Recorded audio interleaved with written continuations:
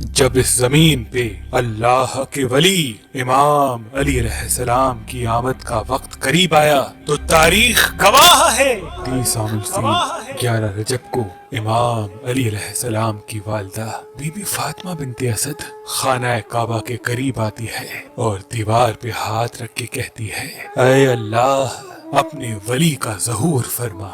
तो बस दीवार काबा का टूटना था और इमाम अली अलैहिस्सलाम की वालिदा का अंदर दाखिल होना था।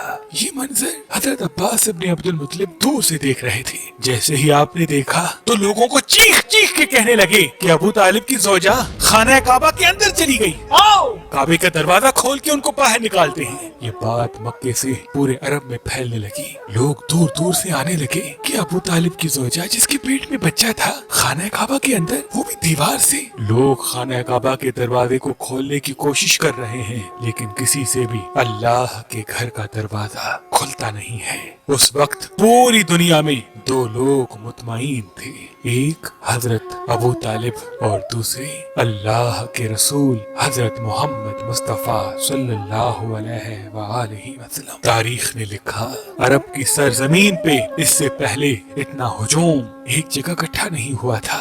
बस तारीख 13 रजब 30 आमुल फील सब खाना काबा को देख ही रहे थे कि इतनी देर में दीवार काबा हिलने लगी और वही शिगाफ फिर से जाहिर हुआ। सब लोग हैरत से देख रहे थे। इतने में हजरत अबू तालिब फरमाने लगी, ऐ मोहम्मद जाओ देखो।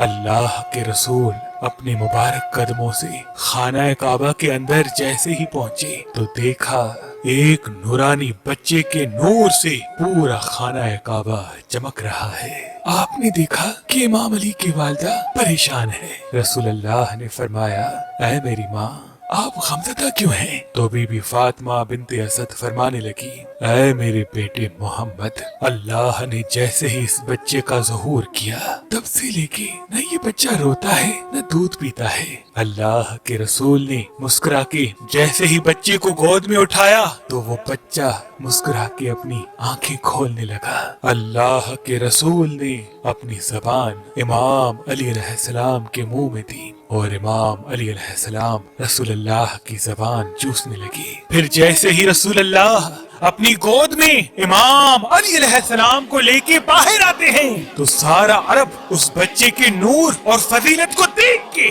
झूमना शुरू हो जाता है और लोग पूछने लगते हैं और आपस में कहने लगते हैं कि इसका नाम क्या रखें। इतने में अल्लाह के रसूल फरमाते हैं, ऐ लोगो, इस तरह से आज से पहले किसी बच्चे की विलादत नहीं हुई।